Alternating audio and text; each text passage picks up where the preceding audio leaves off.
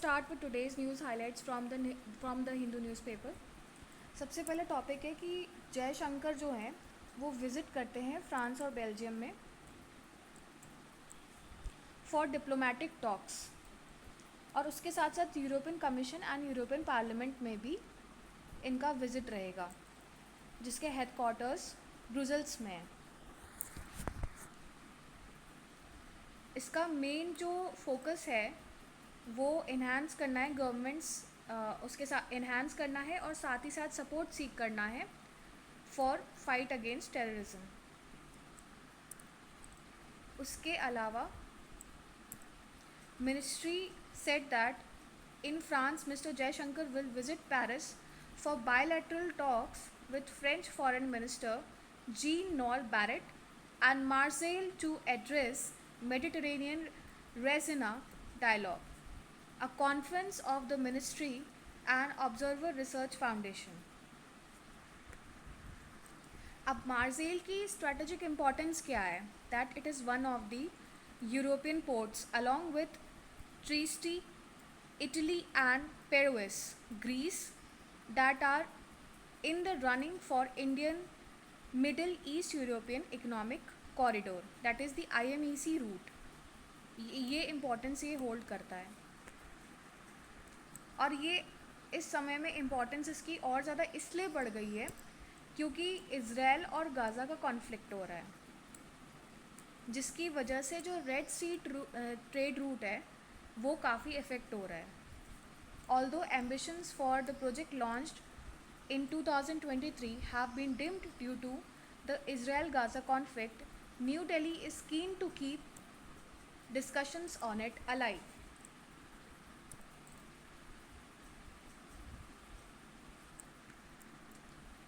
और second reason ये भी है कि जो डायमंड मर्चेंट है मेहुल चौकसी, उनकी अरेस्ट हुई थी, ठीक है, तो उनके भी उन्होंने जो चार्जेस फेस किए थे ऑफ फ्रॉड एंड एम्बेजलमेंट, तो India has requested for repatriation of this diamond merchant.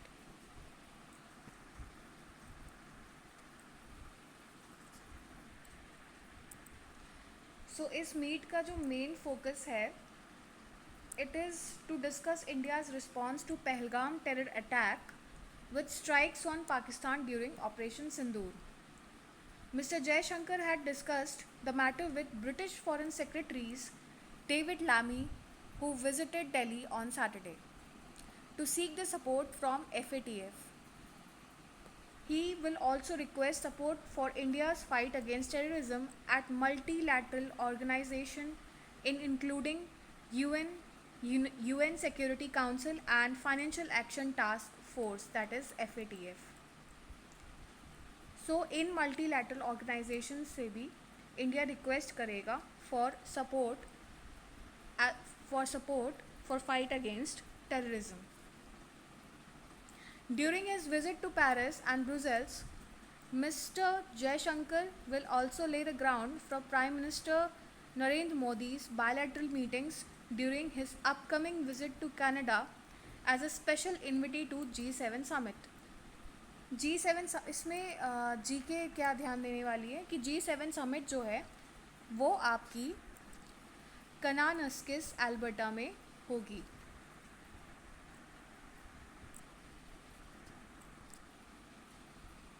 Next we move on to tiger and dog trapped in same pit in Idukki. अब यहाँ पर जो टाइगर रिज़र्व है, पेरियर टाइगर रिज़र्व, ये important है और आपको इस पे मैप बेसिस पे इसमें कौन सी रिवर्स फ्लो होती है, किन स्टेट्स के अक्रॉस ये रिवर फ्लो होती है, अगर कोई माउंटेन्स है, वेस्टर्न घाट्स है, ईस्टर्न घाट्स है, इसका सोर्स ऑफ ओरिजिन क्या है, ये इम्पॉर्टेंट है यहाँ पर. सो इसमें basically tiger and dog they were been trapped in a pit और उनको रेस्क्यू किया गया था. डॉग को रिलीज़ कर दिया गया था लेटर और टाइगर को शिफ्ट कर दिया गया था पेरियर टाइगर रिज़र्व में. सो पेरियर टाइगर रिज़र्व के कंटेक्स्ट में जो भी जोग्राफिकल आपके एस्पेक्ट है, फिजियो जोग्राफिकल एस्पेक्ट है, उस पर आपको ध्यान देना पड़ेगा.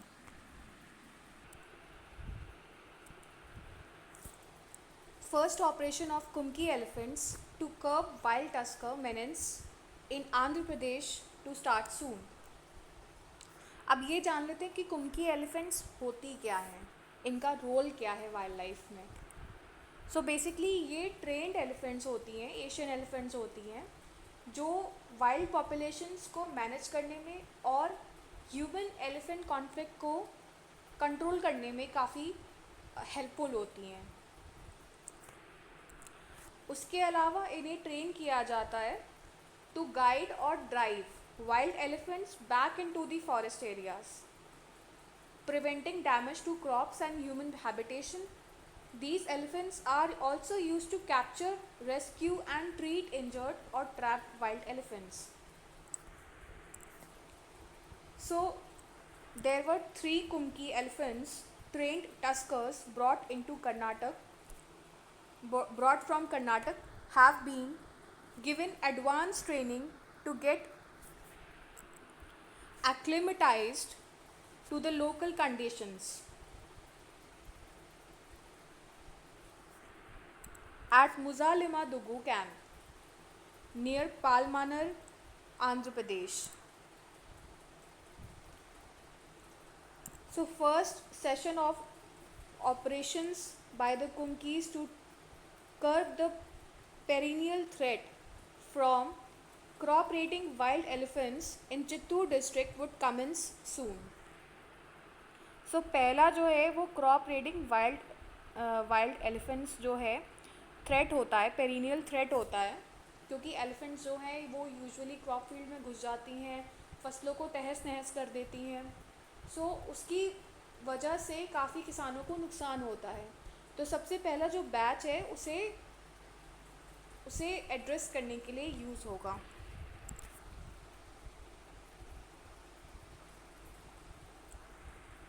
उसके अलावा जो स्पेशली ट्रेंड वाइल्ड जो बैच है वाइल्ड एलिफेंट्स का, वो कंट्रोल करेगा wild herds that cause damage to standing crops such as paddy, tomato and groundnut, besides inflicting casualties on human and cattle. So इनका 30 डे का प्रोग्राम होता है जिसमें इन्हें स्पेशली ट्रेन किया जाता है.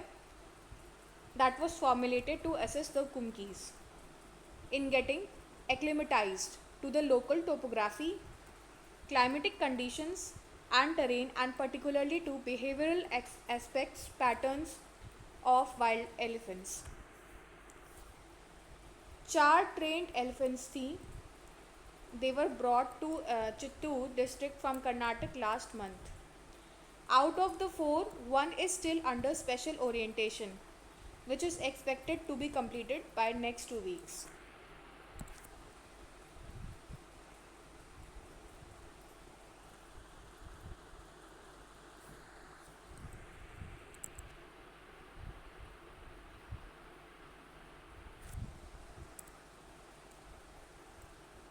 Conservative regulation making that should go further. So in May this year RBI ने एक policy framework issue किया था for how it will publish regulations, directions, guidelines and notifications. This follows a similar move by Securities and Exchange Board of India, that is SEBI, in February, which published regulations setting out procedure it would follow to issue regulations. Regulators such as Reserve Bank of India and SEBI. So RBI and SEBI are regulators जिन्हें acts of parliament से create किया गया है और इनके पास quasi judicial powers हैं. सो ये important है, ये यूपीएससी में पूछा जा सकता है कि is RBI or SEBI a quasi judicial body or not? So yes, it is a quasi judicial body. Within this context, strong procedural safeguards and robust checks and balances are essential to uphold the rule of law. The recent framework, which outlined the procedures that RBI and SEBI must follow when making law, are a welcome start. When proposing any new regulations or amendments to existing regulations, RBI will now conduct impact analysis. So the new regulations and amendment would be implemented via impact analysis कि इन regulations का impact क्या होगा, and SEBI will state the regulatory intent and objectives. और regulatory intent and objectives का जो intentions है उसे SEBI state करेगा. देन दोनों रेगुलेटर्स जो हैं यानी SEBI और RBI वो पब्लिक कमेंट्स जो हैं फॉर 21 डेज उनको इनवाइट करेंगे that how is it impacting. More over they will now periodically review their own regulations. These reforms signal a welcome shift towards the more transparent and consultative regulation making. Yet, they can and should go further. Two additions will make these process more robust and ensure greater transparency and accountability. सबसे पहला क्या होगा कि regulators को clearly identify करना पड़ेगा जो economic rationale है फॉर देयर इंटरवेंशंस. और दूसरा क्या होना चाहिए that they should institute mechanism to ensure accountability for periodic reviews and responses to public comments. यानी कि जो पब्लिक कमेंट्स आएंगे उस पर रिव्यू भी होना चाहिए. ये दो एडिशंस फर्दर हेल्प करेंगे. The issue of market failure, the RBI's impact analysis and SEBI statements of objectives must be grounded in economic rationale that identifies the problem that the proposed regulations will address. So there is a need to identify the problems that the proposed regulation will address. In 2013, the Financial Sector Legislative Reforms Commission FSLRC emphasized that laws must be defined in terms of their economic purpose. Regulatory practices in other jurisdictions also support the FSLRC's suggestion. For example, United States mandate में जो regulators होते हैं वो cost benefit analysis को undertake करते हैं before proposing और adopting any regulation. Regulators there must also ensure least burden on society, adopt an approach that maximizes their benefits, and assess the feasibility of alternatives to direct regulations.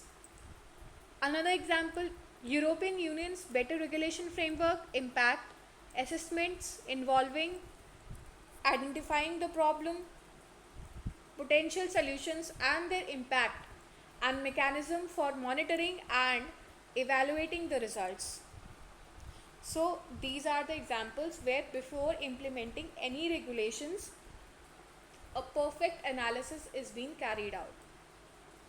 Currently RBI framework impact analysis पे work कर रहा है considering the economic environments, and SEBI must explain its objectives.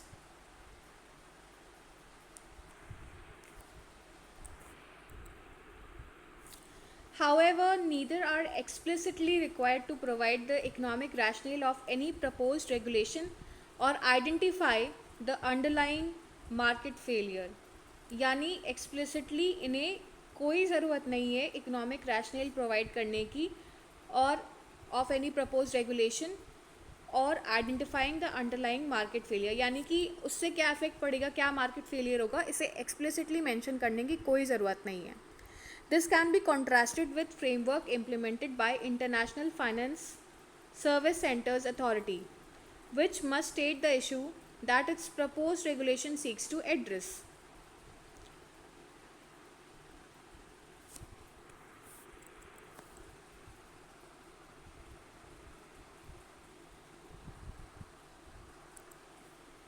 Rather, they should identify the market failure that necessitates regulatory intervention, demonstrate how the proposed regulation will address such failure, conduct a cost benefit analysis to demonstrate the expected impact of the proposed regulation, and formulate a monitoring and evaluation framework to assess the impact of regulation.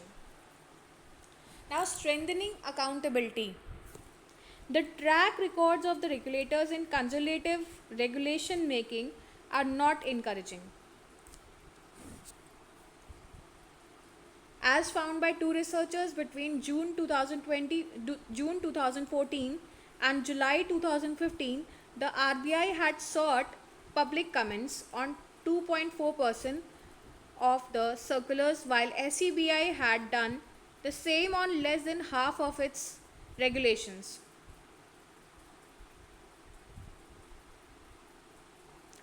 Even though this suggests that there are limited opportunities for stakeholders to submit their views on proposed regulations, one is optimistic that how will now change? How will this now change? Regulators must be transparent in their approaches towards conservative regulation making. The reporting of the following information on annual basis will strengthen the accountability.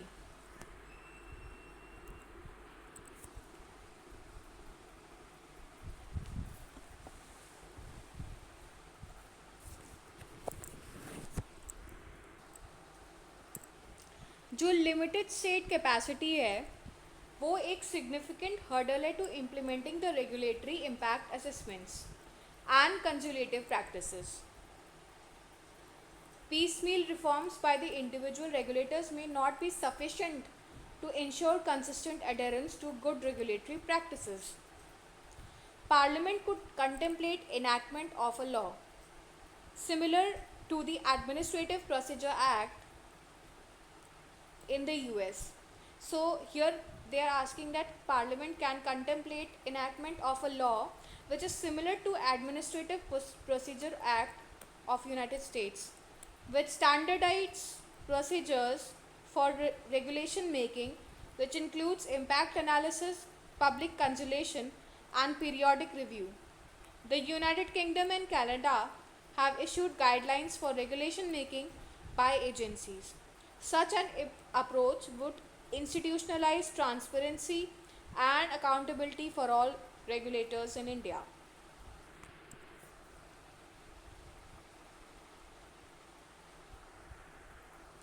Next, we move on to defense production in India receives a fillip.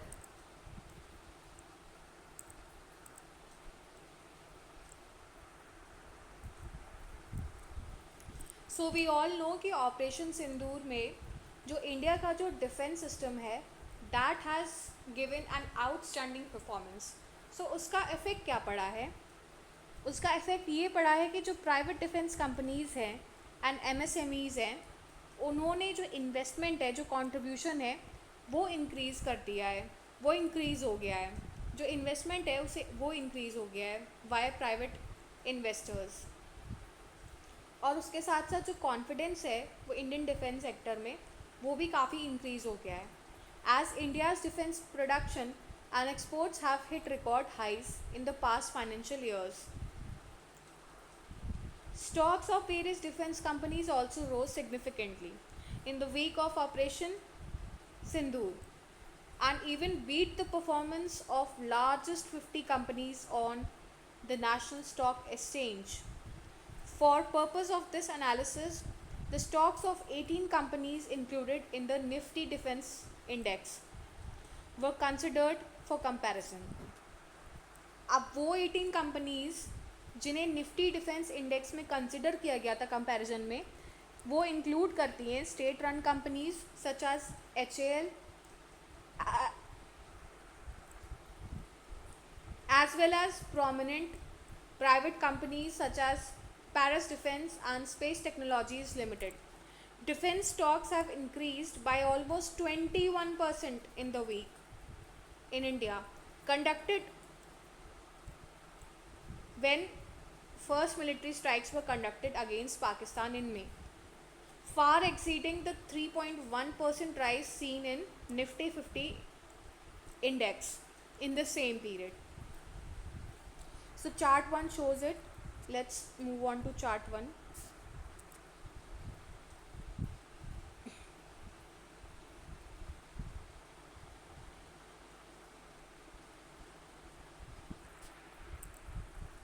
So this is chart 1 and we can clearly see the increment of Nifty Defense. Nifty defence जो है वो red से दिखाया गया है और Nifty 50 जो है वो ब्लू से दिखाया गया है. सो यहाँ पर जो है 20.8% का ऑपरेशन सिंदूर के दौरान में इंक्रीमेंट हुआ है. उसके अलावा जो वीक आफ्टर ऑपरेशन सिंदूर है उसमें इंक्रीमेंट हुआ है बट 5.4% का ही इंक्रीमेंट हुआ है.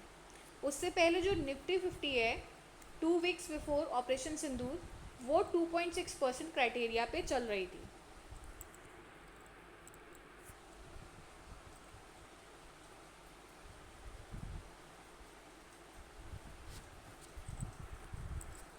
While India continues to import large share of its defense equipment and weapons, government data shows that domestic manufacturing has picked up. So domestic manufacturing increase हुई है. जो डिफेंस प्रोडक्शन है India का वो financial year 2023 to 24 में 1.3 लाख करोड़ का इसमें बढ़ोतरी हुई है. 17%, growing at 17% as compared to previous year and exceeding the rupees 1 lakh crore mark for second year in a row. In fact, the defense production has been seeing double-digit growing since financial year 2022. Production has contracted by 2.1% in financial year 20. So 2020 में जो है वो contract हो गया था finance जो production है आपका डिफेंस प्रोडक्शन है by 2.5% the year before the pandemic began.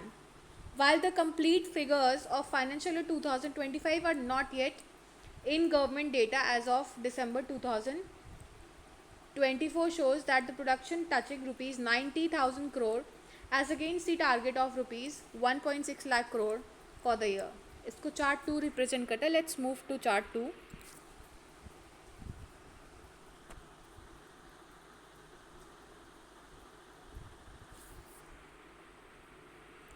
So red line जो है वो रेट ऑफ ग्रोथ दिखाती है और ब्लू जो है बार्स जो हैं वो टोटल प्रोडक्शन दिखाते हैं.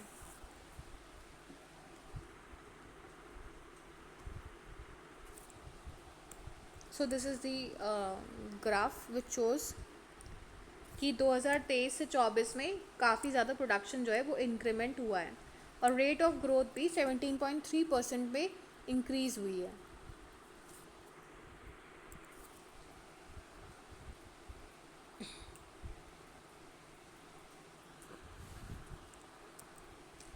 डिफेंस एक्सपोर्ट्स क्या हुए हैं उनमें क्या चेंजेस आए हैं कि डिफेंस एक्सपोर्ट्स जो हैं वो पिकअप हुए हैं and exceeded rupees 20,000 crore in the past 2 financial years.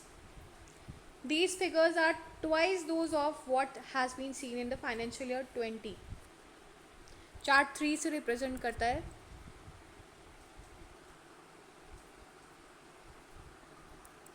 ये ब्लू जो बार्स है वो टोटल एक्सपोर्ट दिखाते हैं और जो रेड लाइन है वो रेट ऑफ ग्रोथ दिखाता है.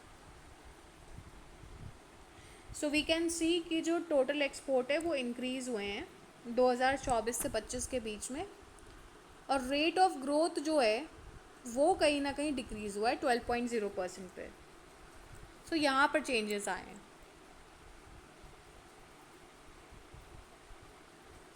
India's defense exports include small arms, protective gear and artillery. The export target set for current fiscal year is rupees 30,000 crore.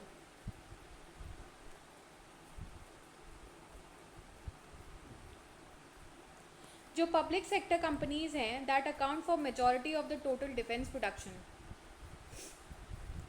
Private companies are steadily carving out a larger share for themselves. They accounted for about 20% of the total defense production in financial year 17. This continued till financial year 24.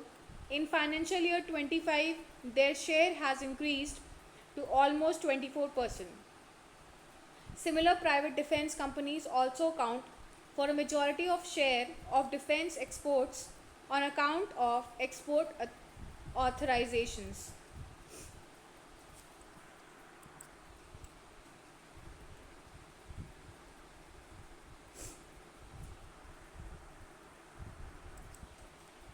ये chart 4 है जो statement को verify करता है।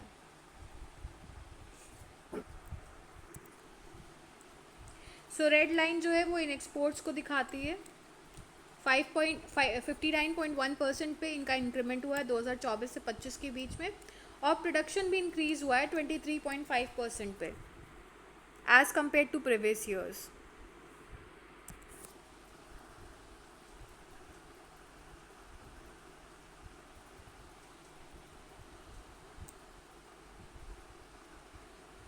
सो इसमें important क्या है mains के पर्सपेक्टिव से? सबसे पहला जो डिफेंस सेक्टर है, अगर उसकी प्रोडक्शन इंक्रीज होगी, उसमें एक्सपोर्ट्स इंक्रीज होंगे, तो उसे कहीं ना कहीं इकोनॉमिक्स से रिलेट करके क्वेश्चंस बन सकते हैं मेंस में। सो ये इम्पॉर्टेंट है। अगर आप चाहें तो इन पे नोट्स बना सकते हैं कि इनका इम्पैक्ट क्या होगा। अगर मोर इन्वेस्टमेंट आएगी तो इसका इम्पैक्ट क्या होगा। डिफेंस जो है वो इंडिया का इम्प्रूव होगा ही होगा। India can become one of the leading country in defence. उसके अलावा इकोनॉमिक इम्पैक्ट क्या होगा, इससे रिलेट करके, इसे लिंक करके आप इस पर नोट्स बना सकते हैं।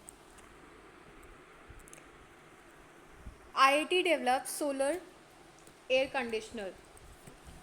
So Indian Institute of Technology Madras has recently developed a system of solar air conditioning using the absorption principle, suitable for hot and humid climate for coastal regions. यानी कि ये coastal regions के लिए ज़्यादा favorable है hot and humid climates में, और absorption principle पे इसको बनाया गया है। It is now engaged in perfecting the various parts to make equipment suitable for mass production. This was developed by Dr. M.C. Gupta and his associate in the institute, with financial support from the Central Department of Science and Technology. The system contemplates dehumidifying the room air by using an absorbent chemical solution. Moisture is removed by drying agent, which is then regenerated by solar heating. The room air is dehumidified in a spray tower where regenerated chemical solution is used.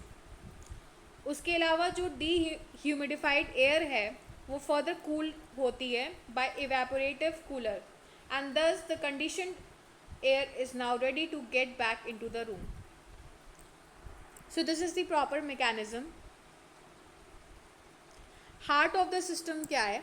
That is the regenerator, which regenerates the chemical solution used for dehumidifying the air. It uses sun's energy directly, and so no blowers or other mechanical contrivances are necessary, except a small pump to circulate the solution. The collector cum regenerating developed at the institute is claimed to be more efficient than its counterparts developed in other countries. The unit can be operated with much lower irradiation, thus permitting operation in the mornings and evenings. Sufficient regenerated absorbent solution can be stored to work with equipment during extended cloudy weather and nights. It is of simple construction and is made of galvanized iron sheets, glass sheets, and wooden planks, and the air flows through the collector by natural wind forces.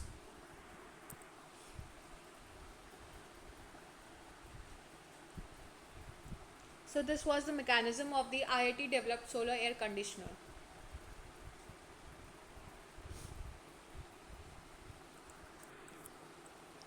So what is the significance of the census? अभी हमने recent पे पढ़ा था कि census conduct होने वाला है via digital means.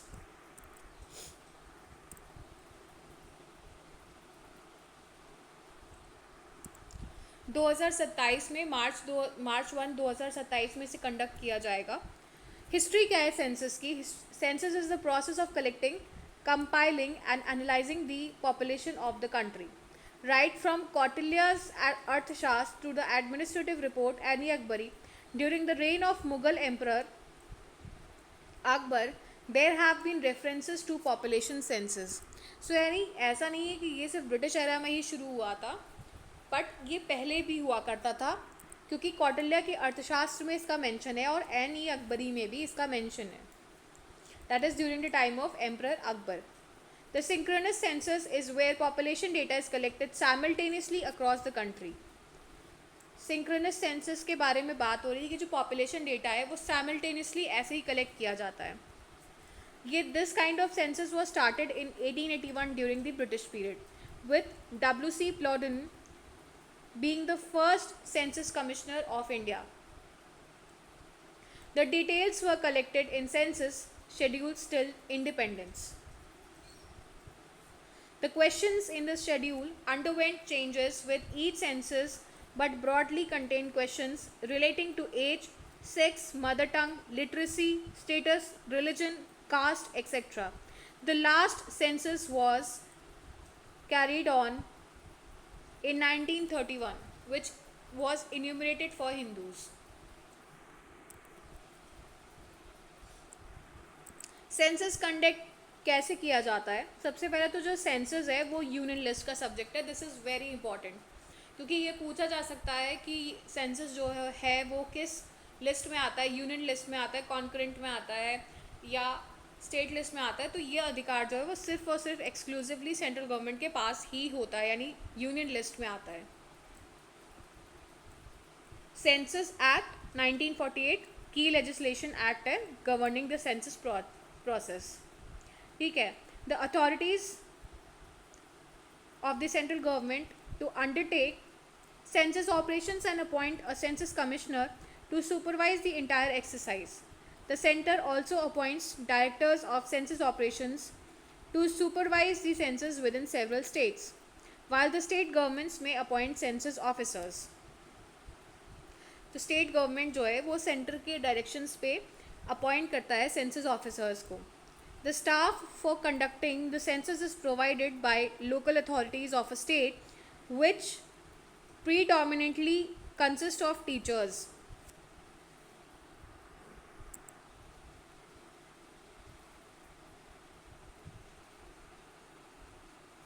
सो जो स्टाफ है वो प्रीडोमिनेंटली टीचर्स को कंडक्ट करता है. मतलब जो टीचर्स हैं they become a part of the staff.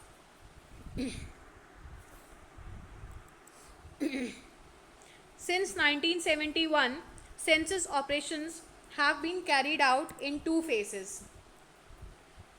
First phase, house listing phase होता है, that collects information on housing data. This usually spreads over a period of 5-6 months.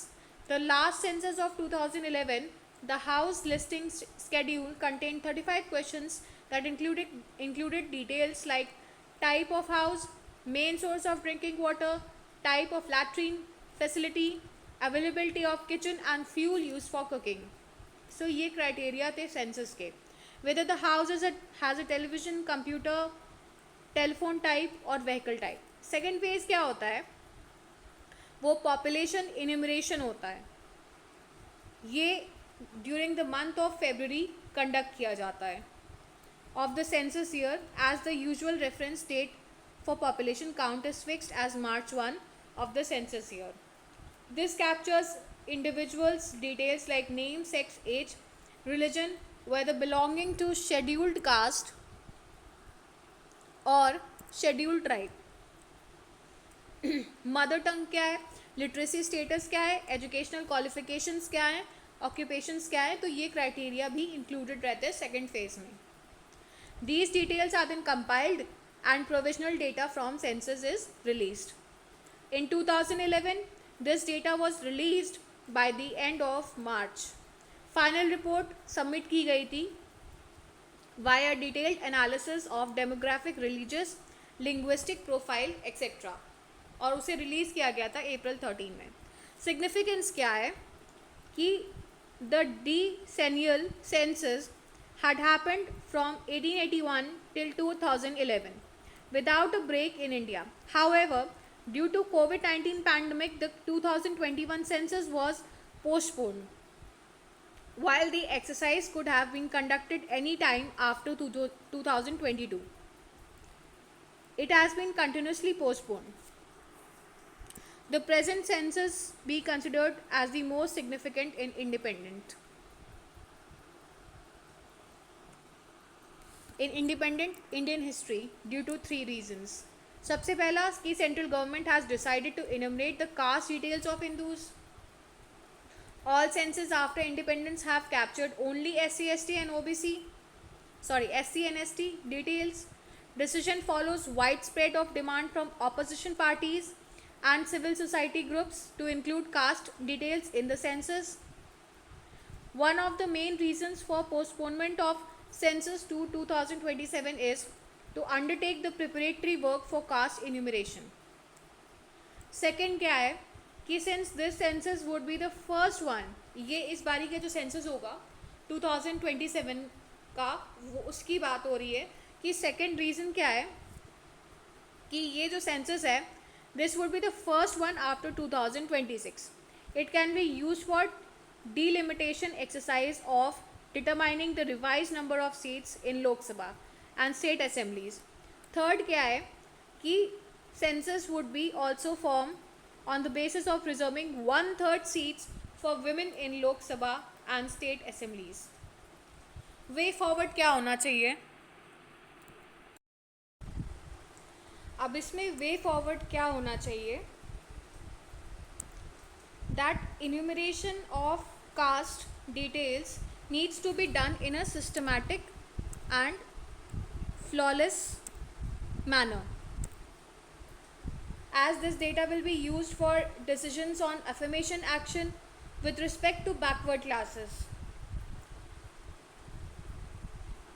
Adequate time for preparatory work is also necessary, that is why, so that it can be effectively implemented and it is flawless.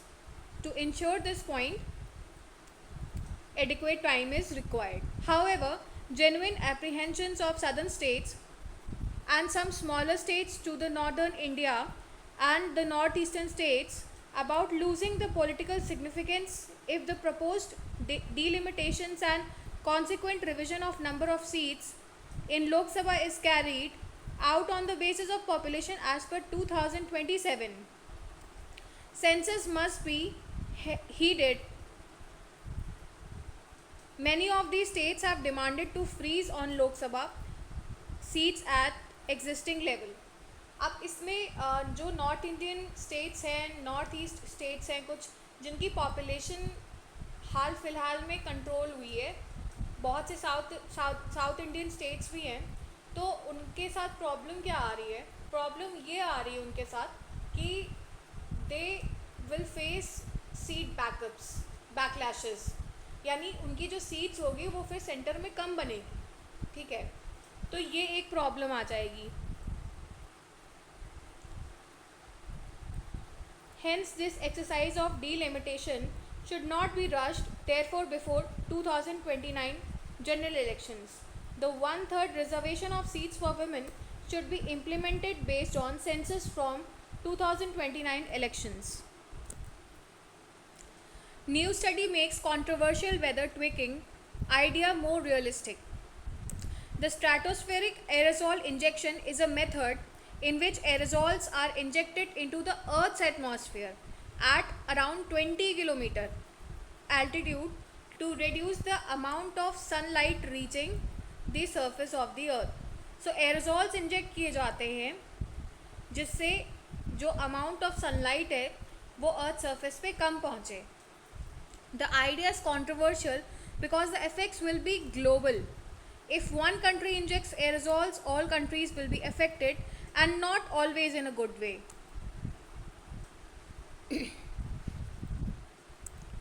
The world needs to lower its dependence on fossil fuels. Countries have done so in fits and starts.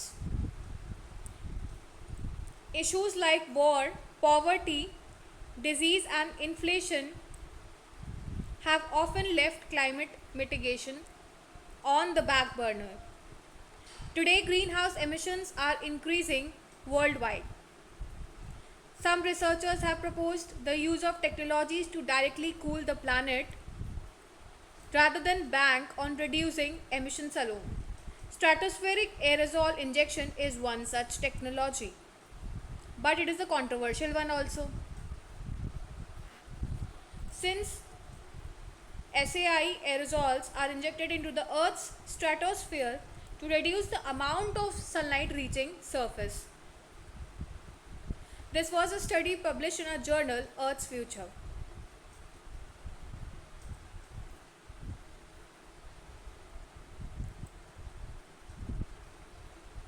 So what is basically SAI? It is an volcano inspired tool. SAI is a proposed method of cooling the planet and reducing the impacts of climate change by adding a layer of tiny relative particles to the high atmosphere. The method was inspired by volcanic eruptions, as I said, which have been known to have a cooling effect on the planet by spewing aerosols into the air. So SAI is a volcano inspired tool.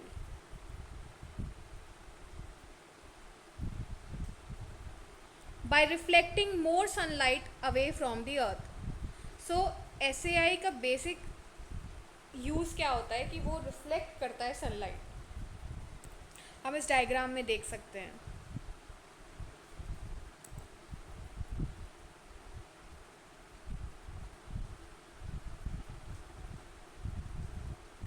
This is tropopause and see the sunlights are being reflected, increasing the amount of SAI. So this is how it will reflect back more sunlight.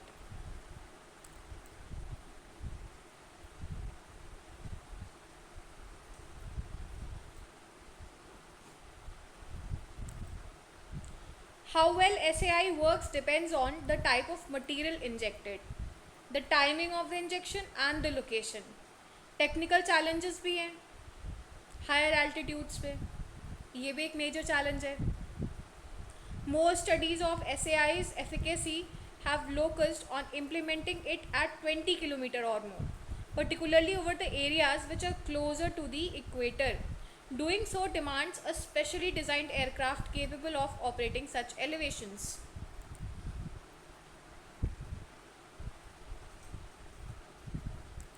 Contrasting approach क्या है? Studies authors have explored an alternative approach to undertaking SAI using existing aircraft. We were interested in understanding how the effectiveness of stratospheric aerosol injection varies with the altitude. Low altitude injection strategies are necessarily meant for polar regions. So ये important है. इसे UPSC swap कर सकता है कि high altitude injection किसके लिए. सो high altitude injection जो है वो इक्वेटर बेस्ड है, ठीक है, और लो एल्टीट्यूड इंजेक्शन जो है वो पोलर बेस्ड है.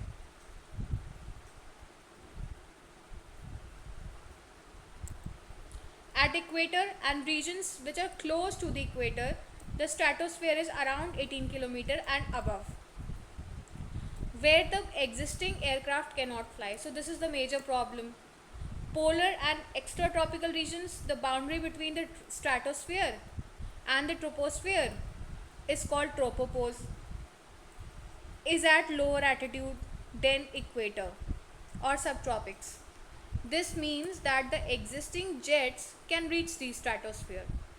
So polar में reach हो सकता है, but equator में और जो tropical areas हैं, subtropical areas हैं, उनमें problem क्या होगी कि 18 किलोमीटर पे stratosphere है. अब वहाँ तक aircraft usually reach नहीं कर पाती हैं.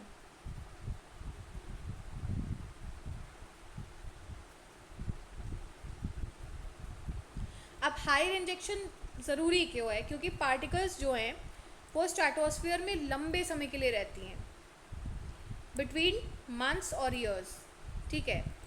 लोअर एल्टीट्यूड्स में रेन होता है, क्लाउड्स रहते हैं, पार्टिकल्स रहते हैं, इवेपोरेटेड पार्टिकल्स रहते हैं. सो जिनकी वजह से काफ़ी ज़्यादा दिक्कत हो सकती है और वो वॉश अवे हो सकते हैं. so they can be washed away by the rain. Low altitude SAI, because spraying particles at lower heights is technically less challenging and doesn't require specially designed high altitude aircraft, also making the approach potentially more accessible and cost effective. Even when using existing aircraft, modifications are necessary. An August 2024 study said that aircraft like Boeing 777F would have to be modified to install insulated double walled pressurized tanks to ensure the safe transport of aerosols and maintain the desired temperature.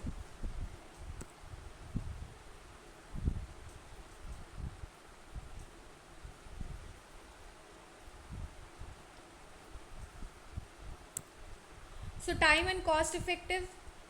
The new studies researchers stimulated various particles injected strategies using UK's Earth System Model 1. तो UK की जो earth system model 1 है उसका use हुआ है इस नई strategy को, इस नई रिसर्च को इम्प्लीमेंट करने के लिए. It is a computer model of the climate. They stimulated the spraying of sulfur dioxide at different altitudes,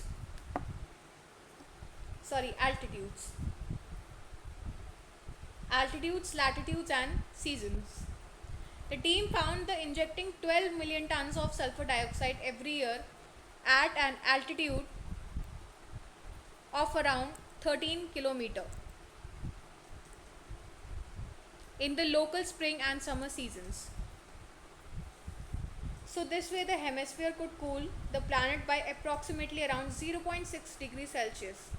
The spraying quantity is comparable to the amount added to the atmosphere by the Mount Pinatubo volcano in 1991.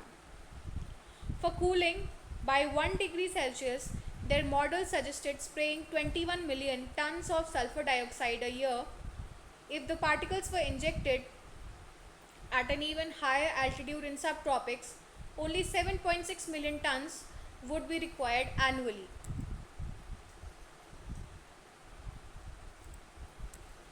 Added advantage क्या है? The technique could begin sooner than the conventional higher altitude methods, because designing and building specialized aircraft meant for flying 20 km and above requires almost a decade and several $billion in capital expenses.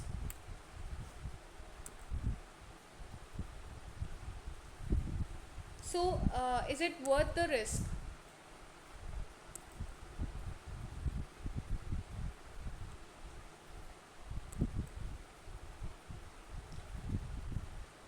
There are some benefits if it is used 3 times the usual amount of aerosol carries, but also it carries a greater risk.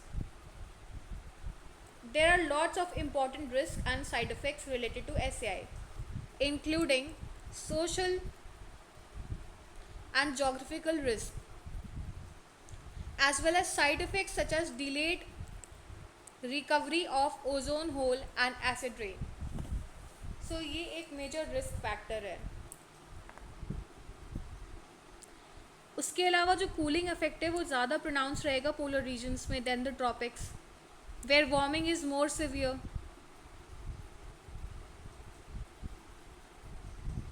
So Duffy also stressed that the cooling effect wouldn't reverse climatic change.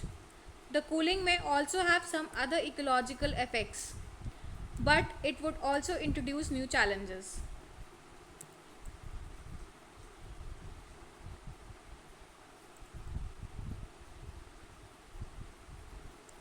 Also, cooling could mask warming on the ground and make countries complacent about curtailing emissions. So, the more direct impact would be कि ये एक easier वे निकल जाएगा और countries जो है वो emissions नहीं कट करेंगी इस वजह से. And it is more controversial also, because if one country injects aerosols into the stratosphere, all countries would be affected and this cannot be in a good way.